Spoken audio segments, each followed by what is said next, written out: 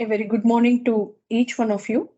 On behalf of Bangalore Chamber of Industry and Commerce, we welcome you all for this exclusive session on empowering people with disabilities in skilling and making them employable. The session is jointly organized by the Association of People with Disability. I heartily welcome Dr. K. Mahesh, Director, Livelihood Programme of APD. Welcome, Dr. Mahesh. And we also welcome Mr. Saravana, who is the Placement Coordinator, Livelihood Program at APD. On behalf of the Chamber, we express our sincere thanks for initiating and structuring this session. The session is organized under the aegis of Hospitality, Travel and Tourism Expert Committee of the Chamber, that is chaired by Mr. Vineet Verma, who is the Director at Brigade Hospitality and who is also the Vice President of BCIC. And the committee is co-chaired by Ms. Sanchari Chowdhury, who is the Director of IIHM. Welcome, Sanchari, for the meeting. And also co-chaired by Ms. Pushpa Thantry, who is the program lead at Akshara Foundation. Welcome, Pushpa Thantry. Thank you very much for initiating this session. The Chamber acknowledges the support of its annual membership by from the organizations Bueller, Continental, Fundermax, IMPL, MTR, SD, MIMD, Sona Group of Companies, TVS Motor, Vishwas Group, and Wipro. Thank you once again to all the participants for supporting us in this initiative. Now I would like to hand over the platform to Ms. Sanchari Chowdhury. Over to you, Sanchari. Thank you so much, Rupa ma'am, and a very warm welcome to everybody. All our members who have joined us today from the Bangalore Chamber of Commerce and Industry. Dr. Mahesh, thank you so much for joining us today, sir, from APT, and we are all looking forward to this very, very important awareness session, on the Disabilities Act, and of course, all people, can be actually encouraged basically, in the world of hospitality, in tourism. And of course, it is a lot of information that is required today for all of us. And I'd like to thank Pushpa, my co-chair, for making this entire initiative and of course, leading this session. And I'll be now welcoming Pushpa here, who would be taking forward this program with Dr. Mahesh and everybody at APD. Thank you so much, Sanchari and Rupa. So just to set the context for today's session, an MOU was signed between APD and BCIC in January 2023. And the objective of this MOU was to build a database of differently abled skilled people with assistance of APD and make this available for member organizations of BCIC so that the differently abled people who are trained and skilled could be made employable in their respective organizations or otherwise, right? So about today's sessions is about giving an orientation and awareness on the work done by Association for Physical Disability, that is APD, in training the people and making them employable and creating opportunities for differently abled people. In order to do this, I have Dr. Mahesh from APD, joined by his colleague Saravana from APD. So I'll just introduce both of them before I hand over the session. Dr. Mahesh has done his PhD in metaphysics.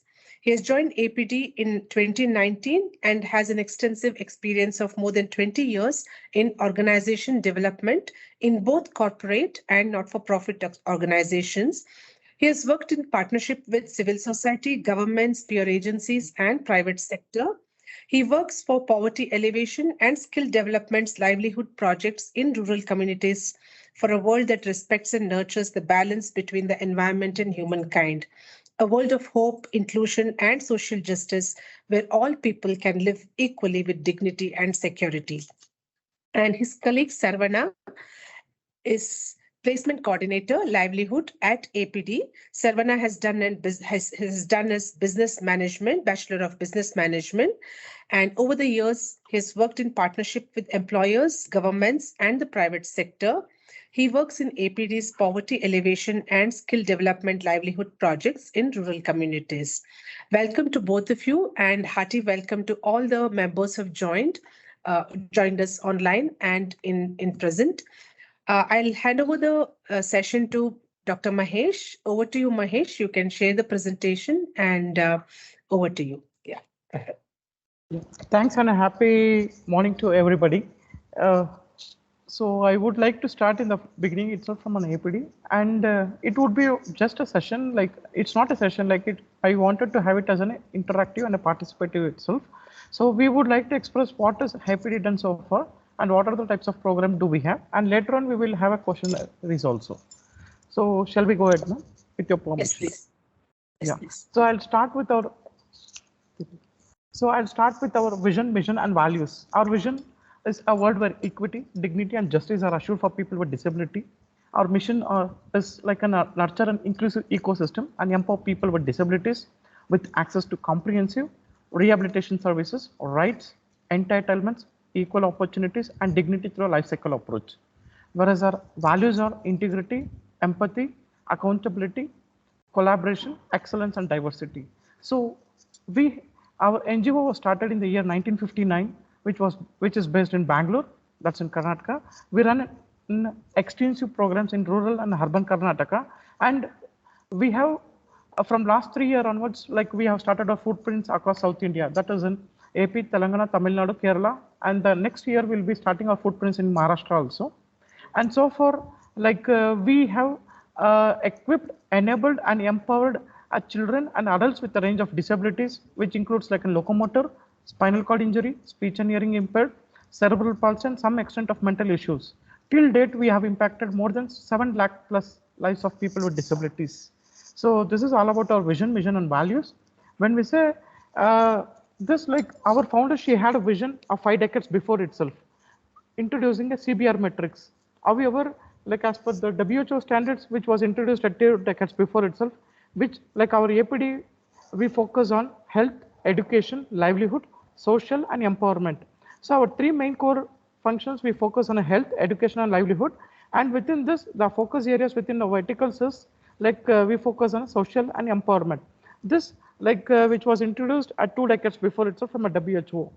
So what happens here is like when we say on health, any beneficiary who walks into our program, we ensure that the health is supported with rehabilitation services, and we support him with an assistive aids. When it comes for an education, we focus on early childhood and primary, secondary, and higher schools, and we have a non-formal training and lifelong learning also happens. And when we say about a livelihood, we focus on a skill development program and entrepreneurship development programs, and there is a wage employment services also available, which is supported for our beneficiaries. And beyond this, what happens here is like there are certain beneficiaries who are in need of financial services or a social protection, where we cater them and we support them. And when we say about a social, there would be a personal assistant and relationship, marriage, and family. What happens here is like we encourage in a certain, it's not into a maximum content, in a certain limits, we ensure that even there are certain beneficiaries after a livelihood has been ensured for them. We see that, okay, there is a marriage or a family is also important for them, and we support them according to that. And we participate in a cultural and arts events also. And there are like a lots of recreation or leisure and sports facilities supported, justice. And when we say empowerment, advocacy and communication, at the government level, we know that there is like a 5% funds are available at the government level on every panchayat. So we create an awareness to the beneficiaries. There are certain schemes which is available for the beneficiaries. So we see that, okay, these beneficiaries are getting supported. So this is all about our CBR metrics, which has been followed. I'll move on to the next slide. So as per the SDG, that is a Sustainable Development Goals, as per the WHO, we aligned with the 13 SDGs. So name it like we have it everything here. So I'll move next to the slide. We follow a life cycle approach, starting from pediatric to geriatrics. When we say pediatric to geriatrics, we have a different programs in a different verticals. Our 4 verticals are, we focus on health and rehab, education, livelihood, and environment. And our And there are other horizontals which we support for our beneficiaries. One is into advocacy and collaboration. We have an Institute of Disability Rehab and Research. When we say Institute of Disability Rehab and Research, definitely this sector needs an HR. So like we need a therapist, we need a sign language interpreters, and we need a caregivers. So we have an institute where we generate an HR for this sector, and we have a rehabilitation unit, and we have an assistive and adaptive tech unit. So you can see the cycle. As we say, early intervention we focus from 0 to 8 years, inclusive education we focus from 4 to 18 years, and livelihood we focus from 18 to 35, and it has been extended also, like when we say for an entrepreneurship development program, we focus even up to 40 to 45 years also. And beyond this, there is another program called a spinal cord injury rehabilitation.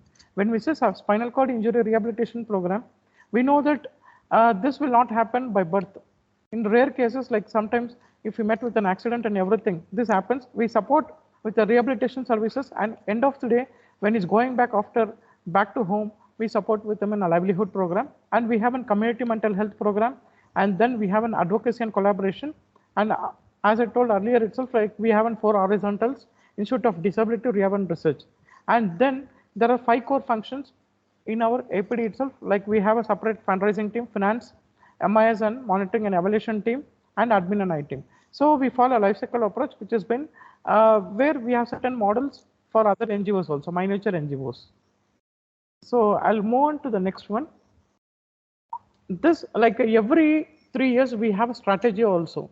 So for 22 to 25, as this is the current running year, we have a strategy, like we have a 3 engines, strengthen engine of innovation, engine of scale. Every year, every strategy time, we have an innovation cycles also, which has been, I'll be able to explain to you in the further slides, where we have an established engine of sustainability. The 3 core areas we focus on: network mobilizers, system enablers, and talent catalyst, because this sector mainly needed talents, a pool of talents also where they can serve for our sector. So that is one, and leveraging and building on 3 Ps. That is all about like a people, process, and partnerships. So that is where like we wanted to encourage a partnerships also, whether it is a corporate or local NGOs or government, and everything we leverage with this.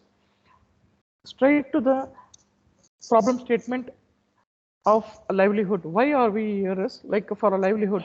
We know that as per the 2011 census, we know that only 2.21% persons are with a disability in India, but actual estimate ranges from 5% to 15% of the population, out of which 80% of people with disability live in poverty. This is as per the census from World Bank reports. And public sector companies, they have a workforce only 0.54% as per the NCPEDP survey. From commitments to outcome survey stated that only 0.37% of all posts in ministries and developments and 0.44% of all posts are in public sector companies were filled by PWDs. However, more than 15,000 reserved job vacancies are available at the government and public sector that are yet to be filled for persons with disabilities as per the labor.gov.in. Number of placements of people with disabilities by employment exchange has been steadily declined over the years, while the total number of placements for non-disabled people by the exchanges has been increased. What is alarming is that the identification of a white-collar jobs is based on physical requirements such as bending, lifting, walking, pushing or pulling, etc., and not the skills and functions of the job.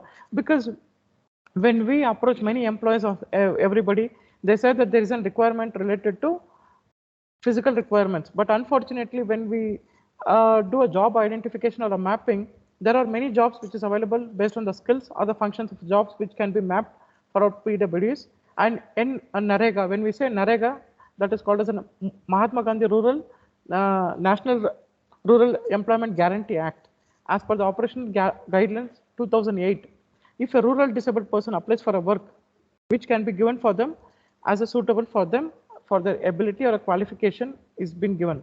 However, even as per the website of the ministry, out of total people employed under NREGA, says that only 0.67% are people with disabilities only they have been employed.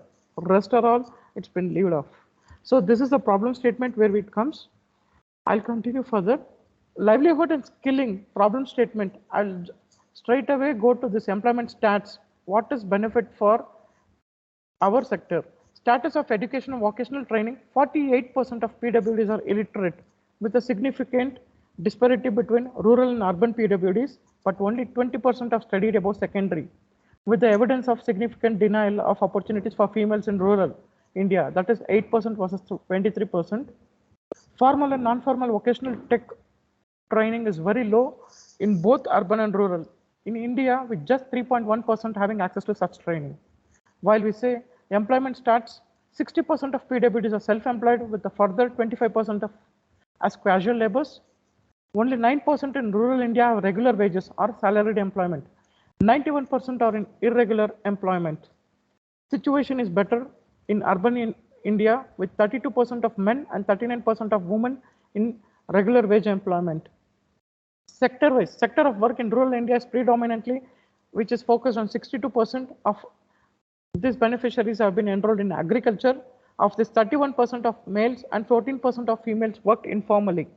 Urban employment has 61% PWDs in the tertiary sector. This is all about a problem statement which has been extracted from the findings of NSS survey 2018 and the McKinsey study of the skills for future World of Bank and India skills report of 2022 by VBox. These are the some problem statements which has been extracted from some surveys. While I go for in deep, so our APDs, we have a lenses to the problem. We focus at the micro level, meso level, and the macro level. Through our livelihood intervention, we have a different stakeholders. We intervene at the different levels. While we say at the micro level, we focus we intervene with PWD candidates and PWD families. While we say our program is intervened and supported. Through our program, these are the beneficiaries, they have been enlightened. PWD candidates, after our program, they get income generated, their attitude is changed, they improvise their interpersonal skills, they get respect at the community level, and their education is improvised. So all these things, we do not go blindly and we just do it. We measure according to the quality of life cycle, quality of life. When we say, yeah. So as per WHO QOL, which has been a scale which has been initiated by WHO, that is a World Health Organization quality of life breath measures. These are the things which we measure according to our beneficiary needs, where we measure about physical health, psychological, social relationships, and environment.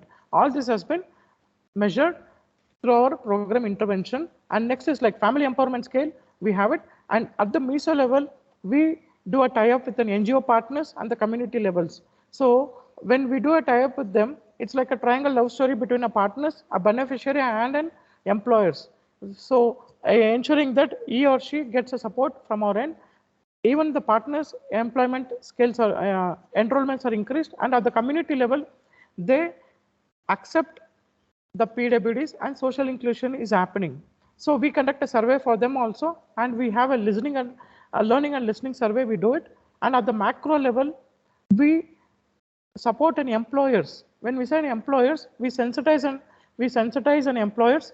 Employment is improvised for them and acceptance. Many of our employees have accepted PWDs, and they say that while they recruit PWDs, that is called as a person with a disabilities, their performance is improvised and attrition is also low, is what we got a confirmation, and they have shared a brighter experiences. We get a feedback from an employers and an alumni. After our program, it doesn't mean that we have to come out from the beneficiary. We have an alumni group where at a given point of time, the beneficiary would be our alumni. We have a knowledge experience sharing, and there are like a lots of promotions which happens.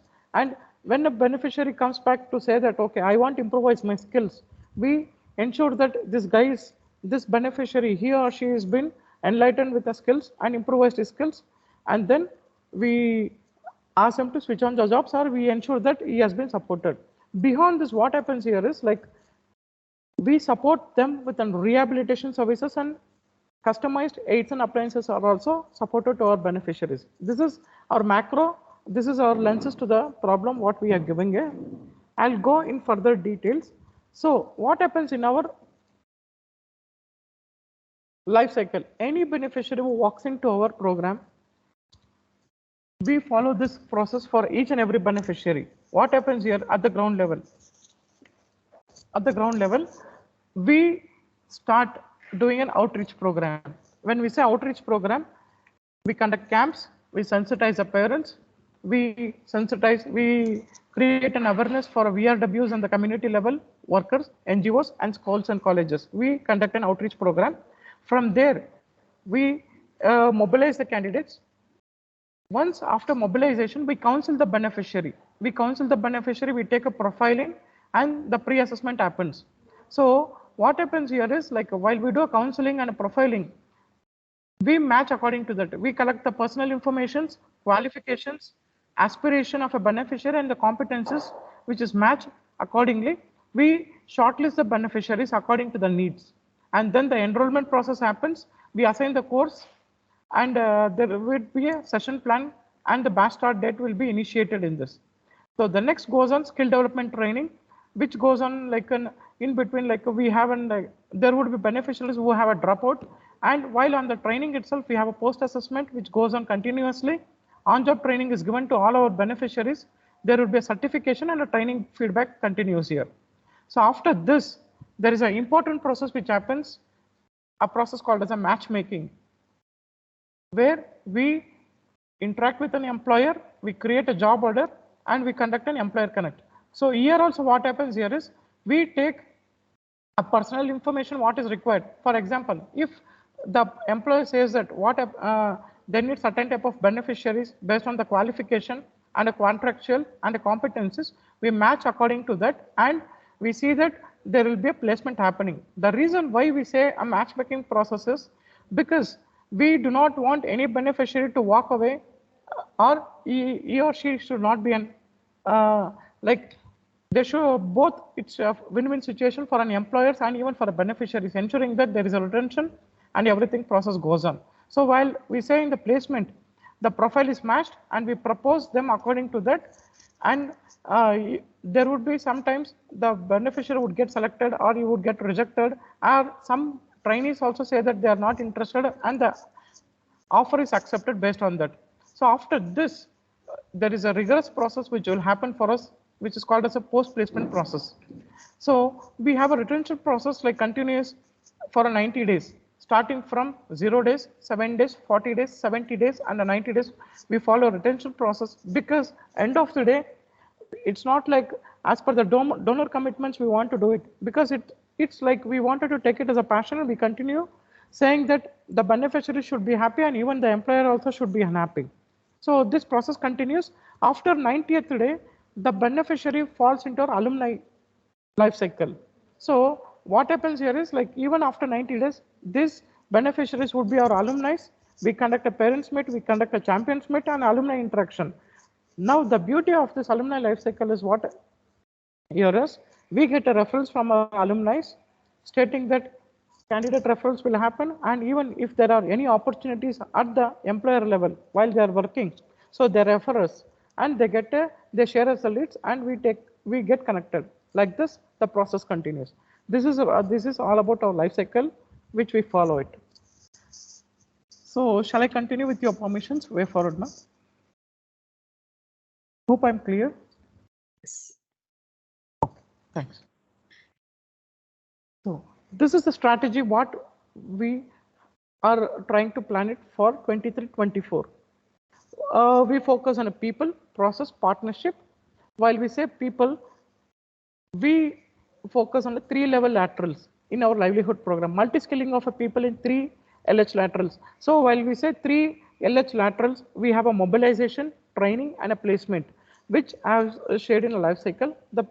And next is like we have a learning and development team, skill training on a LH modules, which would be often basics, intermediate, and advanced competencies metrics. So as the sector grows on, even we wanted to improvise our skills and we want to learn more things. So that is why we focus on a people also to improvise the skills. And while we say the process codification emerges, we wanted to embed the new technologies, new innovations. So in a mobilization or a training and a placements, we do it. And end of the day, right now, there is we have a rigorous follow-up of retention also, where the process intensifies. Partnership, The leverage partnerships, we wanted to have a 2000 plus opportunities to be generated to this sector is what our target is. And the engine of innovation, we have a different training module, because as we know, as we are from an India, many and we mobilize the beneficiaries from a rural India, many people think that what happens here is the beneficiary who was born in a family, they think that it's a curse or a burden.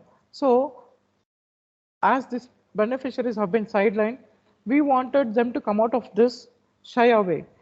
So in our training itself, we incorporate the sports for a life skills as a part of the curriculum. Life skills through sports education is incorporated. And next is there are many modern technologies which has been introduced in an horticulture training also, like a mushroom cultivation, organic farming and home gardening, which has been done, and help desk for beneficiaries regarding social benefits and facilities. These are our engine of innovations, which we are going to steadily.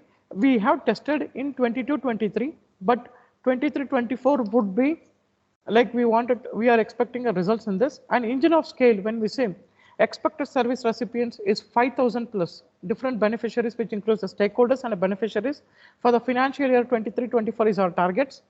And sustainability, when we say we wanted to affiliate with many boards and accreditations with minimum 2 domain courses is what we are expecting this. So this is our strategy for 23-24. Our initiatives are like skill competency matrix for all staff, followed by individual development plan under L&D initiative, digitalization of our contents. As the technologies are growing up, even we wanted to have a digitalization contents, so that wherever it is we want to follow a unique same thing, and micro placement drive at the taluk level and district level with increase in the employees funnel, because many employers, they think that they are in a mode that if I recruit, I'll be able to recruit only a person with disabilities in urban level. No, we will be able to have a micro placement drive at the taluk levels, creating an awareness for the beneficiaries, and we can create 1 or 2 opportunities at the district level is our motto. And help desk for beneficiaries regarding a counseling, post-placement follow-up, grievance addressal in the workplace, and AAT. That is we support them with an aids and appliances, and then social benefits are given. And apart from this, there are different levels of training which continues. So learning and development program, when we say there are many things which happens at the organization level. We focus on 14 domains and a common skills for all the staffs. At the functional level, we focus on 28 domains related to program skill competency enhancements. Our principle is we focus on 3: experience, exposure, and education. Based on the competency assessments, we have a self-assessment, and 360-degree feedback is given. And while we say evaluation method, we follow Kirkpatrick's model of evaluation. So these are some of our models where we will be introducing it with on-job experience and informal learning, and 10% of would be of a formal learning. Because why we want to introduce this is, until unless as a staff we understand, we will not be able to deliver to the ground level for our beneficiaries. That is why we wanted to do it here. So this is what our learning and development program, which has been initiated. And key priorities for us at 23-24 is learning and development initiative, which happens for a career growth, building up second line and quality of operations, building strategy for individual donations, and leveraging volunteering across. So it's not like we expect only funds. Apart from this, there are many things like a volunteering across functions and programs. We want to have a technology infusion, codification of a program and partnership practices, and moving from MIS to meal. So monitoring, evaluation, learning should happen is what our complete focus is. We have a 360-degree employee and donor engagements, project impact analysis, which is happening at the different level, and strengthening and self-generation initiatives, which happens at the different level, and branding like a publications, public presence, awards, affiliations, and accreditations, which are our key priorities. So this is all about our APD. The disabled have a double handicap in life: help us to give them an opportunity to lead a life of independence and dignity. This is a small quote I would like to leave it at the end. So that's it from my end. Open to everybody. Please. Thank you, Mahesh, and thank you, Saravana, and thanks to all the members who have joined this webinar. It's open to questions. If you have any questions, you can unmute and ask, or you can put in the chat box so that Mahesh and Saravana can answer these questions. I'll first allow the members to ask any questions if they have. Yeah, Sanchari has a question to ask, so yeah. Thank you, Pushpa. Dr. Mahesh, thank you so much for giving us such a great, awareness build. In fact, everything that you've explained today, the entire cycles, the processes, your engagement, what all you do, your expectations, I think it was something which was very important for all of us to know, because most of the times we understand that we already have a lot of such organizations doing a lot of things for people who need to be, in fact, brought into the society, rehabilitated, and definitely get into some kind of an employment schemes. But then we were not aware of so many different kind of things that you engage in. So I think your entire learning and development has been very phenomenal. A lot of hard work goes from your end. So, Dr. Mahesh, we wanted to understand one, of course, from the chamber's end, which we wanted to check and definitely understand from you would be, now with the association that we have together, the MOU that we have brought in, what would be the expectations of APD from the different sectors, basically, which is representing, the chamber? Because here, of course, we have an absolute great body of people coming in from different, you can say, verticals of commerce and industry, right? And everybody who is basically there in different kind of industries. And I'm certain all the members would like to know from you exactly what can be the potential, parameters that you're looking for, right? So that we can go ahead and, draw an awareness build amongst us, and we can seriously focus on the recruitment bills, the necessary trainings, or maybe different things that we can do to help and accept these people, right? Accept the people coming with the Disabilities Act, and of course employ them into the different industries that we represent. So that is something which I think it will be great if you can actually go ahead and explain to us once and tell us how to go ahead with it and the circular process from BCIC's end. Sure, ma'am. Like currently, thanks for your greets. So what happens here is like when we say for a placement, many employers would think that, okay, there is a myth when we recruit in PWD beneficiaries, there is a myth like they have say that their performance will not, they don't have the performances, and they might be thinking, okay, if I recruit a person with a disability, whether it is a locomotor or a speech and hearing impaired, this is or a low visually impaired. There are 21 types of disabilities.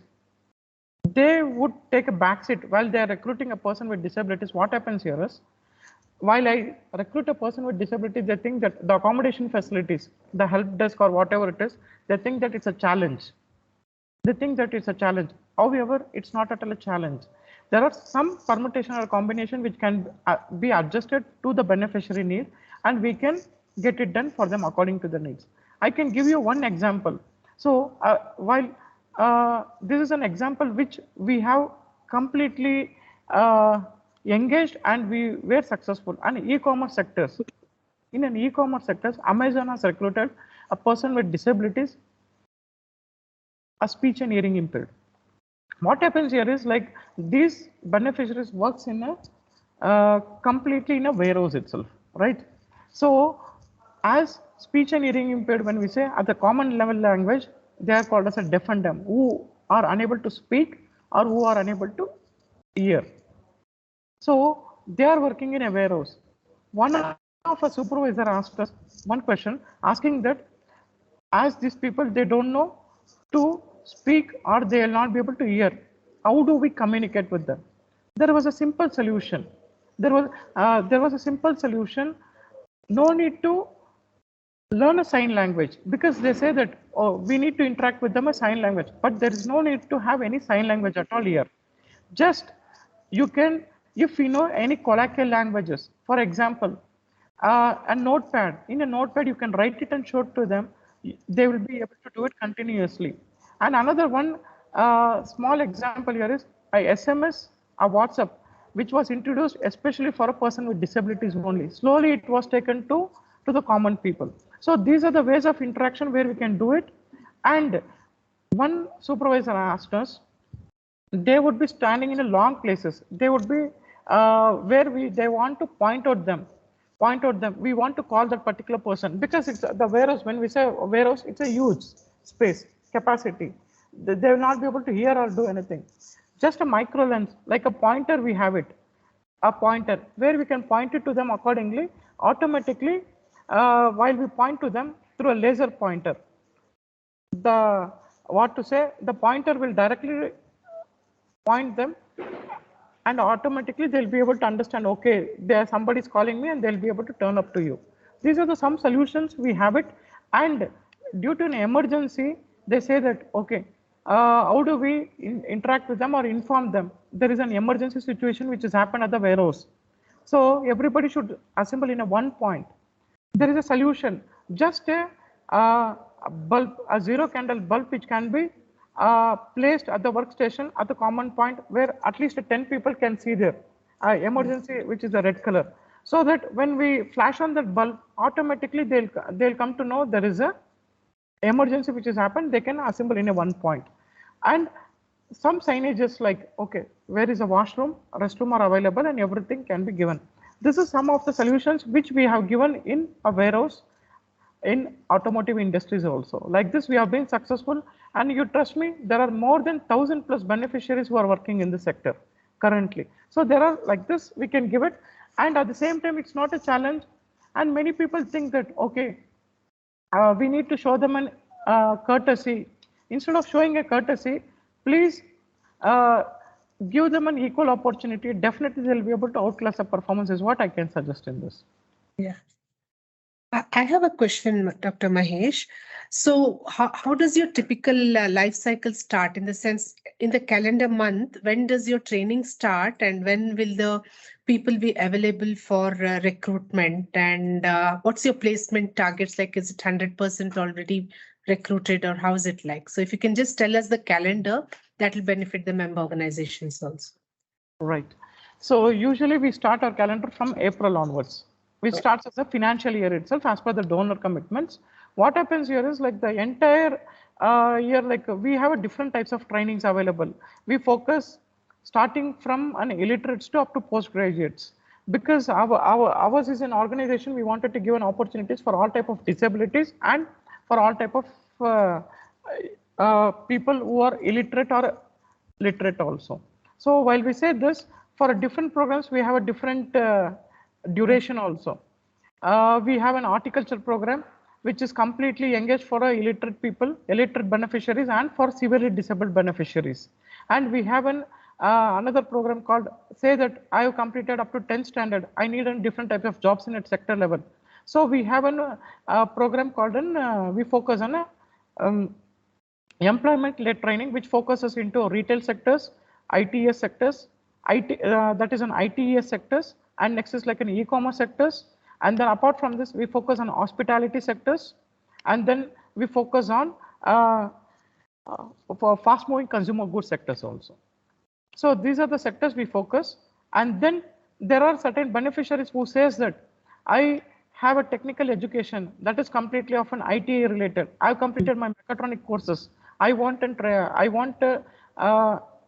placement and job opportunity in automotive industries. We train them for 90 days of a training, and we place them in automotive sectors. And then we have postgraduates who are good in communication skills. We place them in different IT sectors as a front office. We give them, it's not into maximum opportunities, but we place them in a decent opportunities.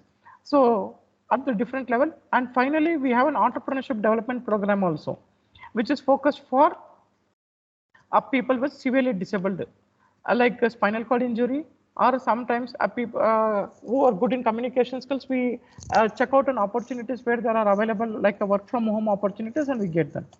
So these are the types of opportunities which we have it. Okay. So your cycle typically starts in April, and then throughout the year, there are different batches of people who will be available for employment. Is that correct? Of course, right? And max to max, as per the donor commitments, we ensure that we finish it before February only. Okay. February starts from April and February, because we have like a post placement connect. Post placement connect, ensuring that they are being engaged complete cycle. Okay. So if a member organization wants to do a placement drive in your organization, what's the process and how do we engage with that? Yeah, like it can happen where we can have an placement drive. For example, like a campus connect can happen. That is one. And next is like if any employer would like to recruit a PWDs, we would like to have a job mapping done at your workplace itself. Okay. So job mapping can happen at your workplace, because even we should understand what type of opportunities are given. And there is another one benefit which can happen if there is a mass opportunities are available. Say it around around 15 to 20 opportunities, you have a bulk opportunities available, where we can send a trainer there to understand the ground level, what type of training is given at the production house, and we will learn there and we will come and deliver to the set of beneficiaries at our campus itself, and so that the win-win situation happens and we will be able to deliver at the given point of time. This can happen. Great. Any other questions from the participants?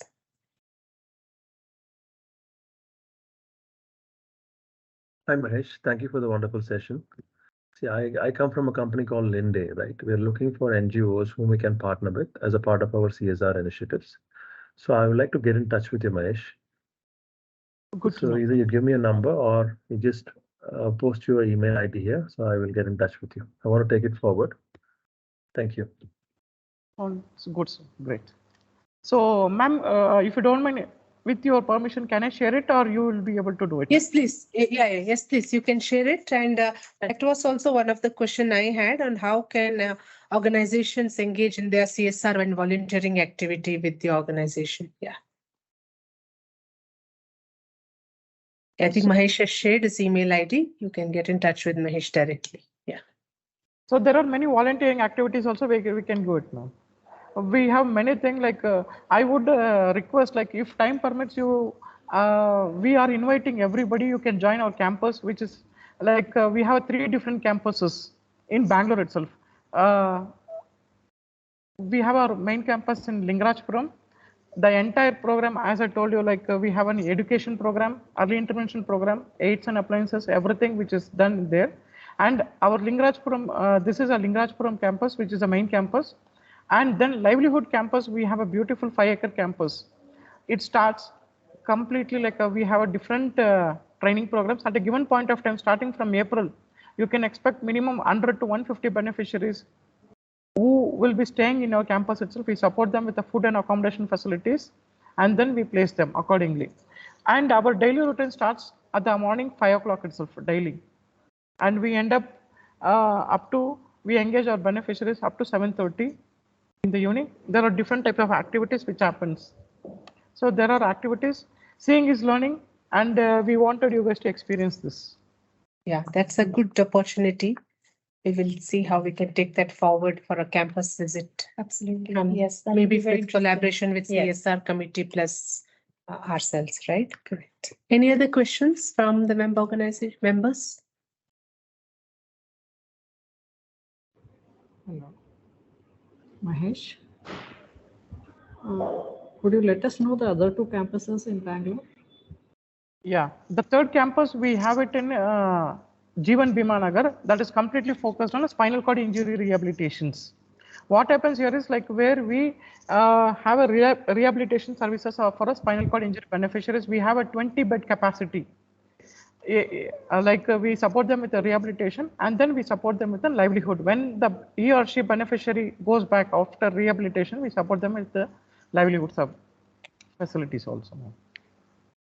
The first one would be Lingarajpuram in Bangalore, our main office. The second one would be our livelihood campus, which is in Kelasnahalli. which is on the way to the airport. The third one would be Jeevan Bhima Nagar campus.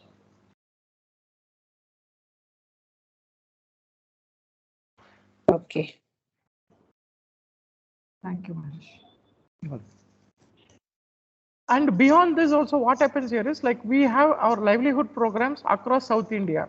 Across South India, like we focus entire rural Karnataka, AP, Telangana, Tamil Nadu, Kerala, and Maharashtra also. We have our partner programs running there. In a year, we mobilize, from livelihood only, we support 5,000 beneficiaries. So that in case if you want any beneficiaries who are looking like any organization need of any beneficiaries opportunities are, so we'll be able to help them according to that. It's not only in Karnataka, entire South India. I have one question on the use of technology in your research center, right? So, I mean, accessibility is one of the major requirement for any kind of product that we release, and there are many member organization here who are in the industry and who are into innovation as well. So, have you had any collaboration with any industries that where you have brought out a product with suitable for accessibility from your organization, from your research center, or something like that you can share? Yes, ma'am. Actually, even I'm an accessible auditor itself. I've been certified accessible auditor under Accessible India campaign. So what we do here is we do an accessibility audit and we give them a solutions instead of an innovations, because according to the basic needs of an organization need, we'll be able to give the solution. So far, we have done an audit for a Wipro partners and even for Robert Bosch and everybody. So it's a simple solutions, we can give it to them and we can engage according to that itself. Okay, so that's also another engagement which the members can avail, right? To get that accessibility certified from from APD or from people like you in the organization. Okay. Only apart from marriage, we do everything for our That is good. Any other questions? If not, we can close it. We can just wrap it up. Yes. Yeah. It's also on my person time. Right. Okay, so let me just conclude. So thank you so much to Dr. Mahesh, Saravana, and Sanchari, and Rupa and Purushottam for arranging this and having this session. And thanks so much to all the members who've joined us today.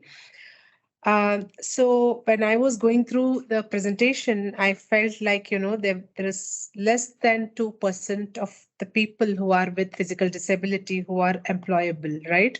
And that is across in government, where there are so many vacancies which are still unfilled, and also in the private sector. So the problem is big, and there are very, very few organizations who work towards enabling, towards training, towards providing the skills and an end-to-end life cycle, like giving them employment opportunities as well as entrepreneurship opportunities.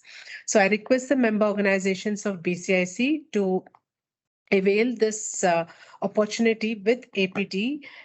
We already have signed an MOU, and let us make things happen for giving the people equal opportunity and inclusion, and allow them to live with dignity and security, right? So with this, thank you so much to all of you who have joined us, and let us just wrap it up right now and close the session. Thank you so much. Thank you, Dr. Mahesh and Mr. Sharvanan. Actually, few of the participants have requested for the copy of the presentation. If you can give it to us, we will share it to the larger database also. Thank you once again for giving the details of the APD, and we will definitely support this noble cause. Thank you once again, Sanchari and Pushpa, for structuring and initiating this session. Thank you all. Thanks all and have a wonderful day. And regarding the slides, ma'am, I'll be forwarding you once again updated one, Pushpa, ma'am, so that you can forward to the concerned people. Yeah, you can keep your email ID and contact details in that as well. We will send it as it is. Right. All right. Yeah. Have a nice day, everybody. Take care. Thank you. Bye. Thank you. Thank you.